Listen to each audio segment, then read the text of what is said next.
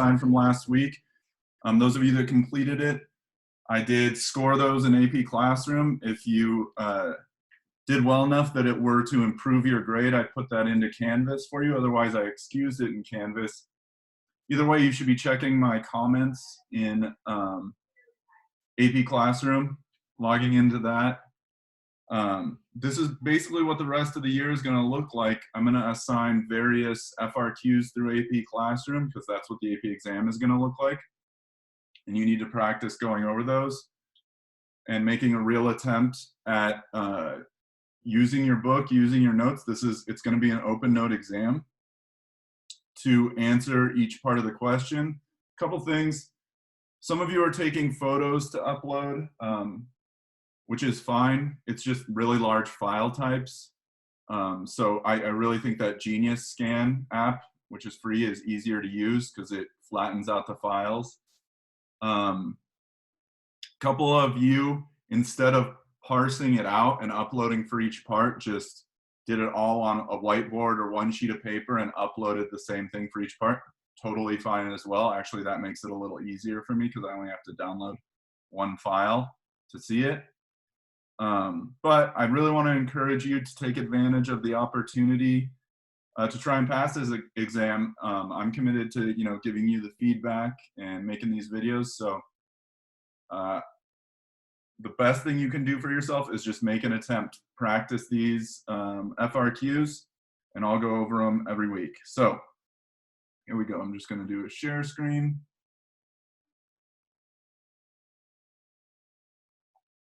Cool.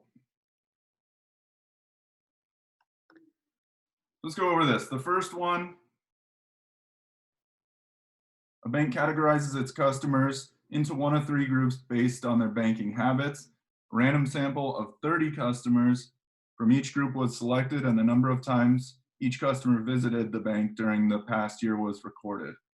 The following table shows the summary statistics. Then below that, the bank manager will investigate whether there is a significant difference in mean numbers of bank visits for the groups. Multiple two-sample t-tests will be conducted, each at the significance level of alpha equals 5%. How many t-tests will need to be conducted for the manager's investigation? List the pairs of each group for the test. So for this one, we're going to need 3 t-tests. And the groups, you just need to make sure that you're pairing each group together. So that's going to be AB, AC, and BC.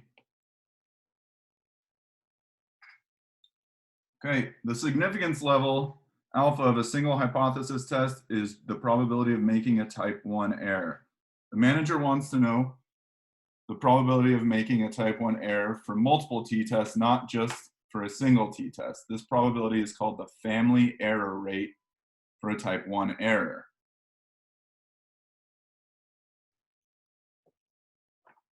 Which is also known as the family error rate.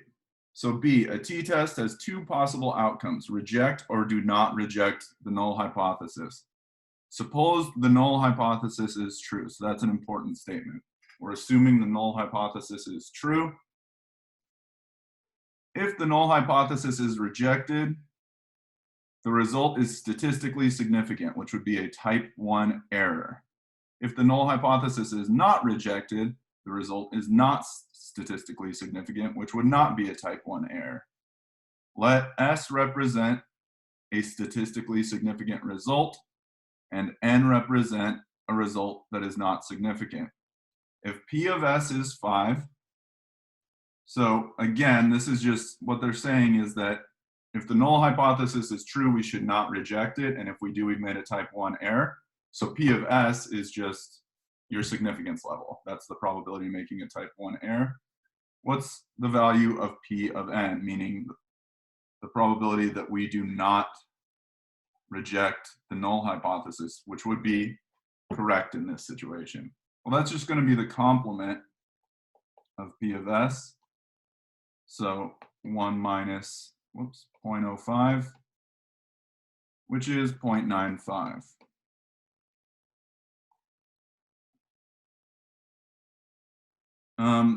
The bank manager knows that the investigation will involve conducting multiple two-sample t-tests. The manager begins the investigation by considering two different t-tests as independent successive trials. The possible outcomes of the trials, N or S, are shown in the following tree diagram. So I'm going to take a second and label this tree diagram. So we just found these probabilities individually. So the probability of N, so not rejecting the null hypothesis, is 0.95. The probability of S is 0.05. And since these are independent, we can label that on each branch. 0.95, 0.05, 0.95, 0.05. So then the probability for any sequential outcome, you just multiply through the branches. So the probability, this would be the probability of S and S, for example. And that's just going to be 0.05 squared, right? Or 0.025. Okay. So here we say the family error rate is the probability of obtaining a significant result for at least one of the t-tests conducted under the assumption that the null hypothesis is true. Use the tree diagram to determine the family error rate for two tests including or conducted at the level of alpha equals 5% should work. So there are two ways to do this. I'm going to do it using the complement rule. So if we want the probability of at least one S in two trials, right? Well, if I look at this, there are three paths that give me at least one S, right? So there's this path,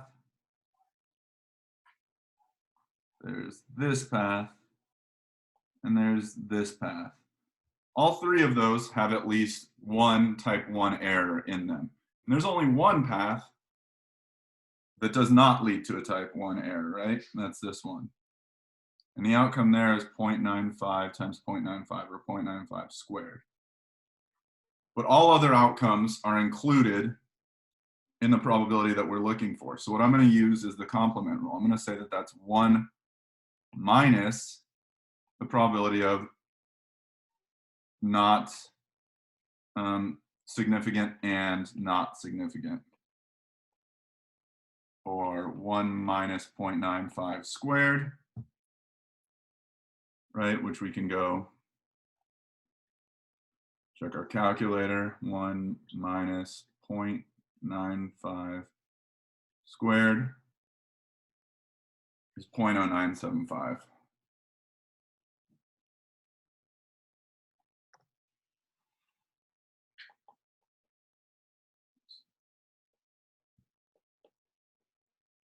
All right, so next problem, determine the family error rate for the number of t-tests identified in part A, each conducted at the level of 0.05. So again, the family error rate is the probability of at least one S, and in this case, it's going to be in 3 trials, right? So this is why I used the complement rule here. I didn't really need to use the complement rule. What we could have done and still gotten the 0.095 is found the probability for each one of these outcomes and add them together. There's only 3 of them. You still would have gotten 0.095 or 0.0975.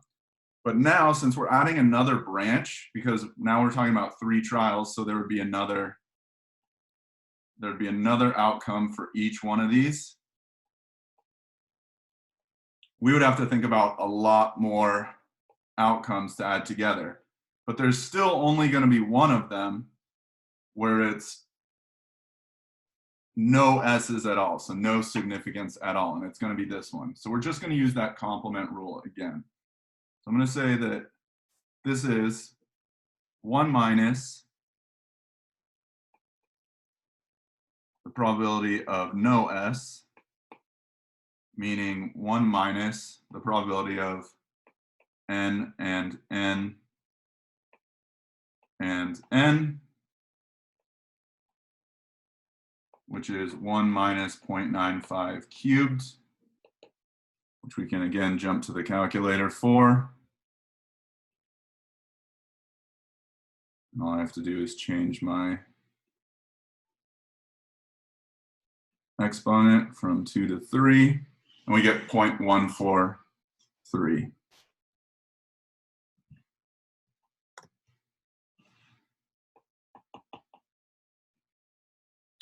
All right.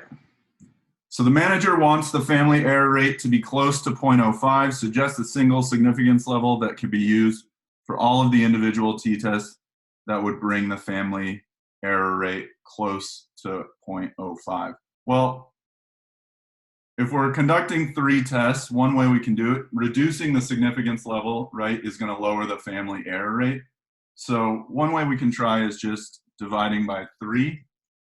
0.05 divided by 3 is about 0.017. So if we let the significance level be about 0.017, and then for that family error rate,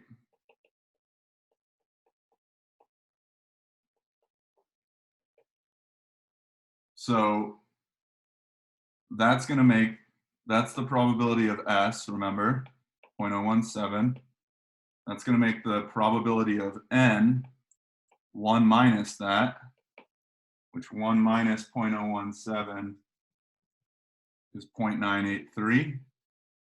So then the family error rate would be 1 minus the probability of N and N and N, which is 1 minus the probability of 0.983 cubed. No, sorry. Not the probability of, just 0.983 cubed, which is approximately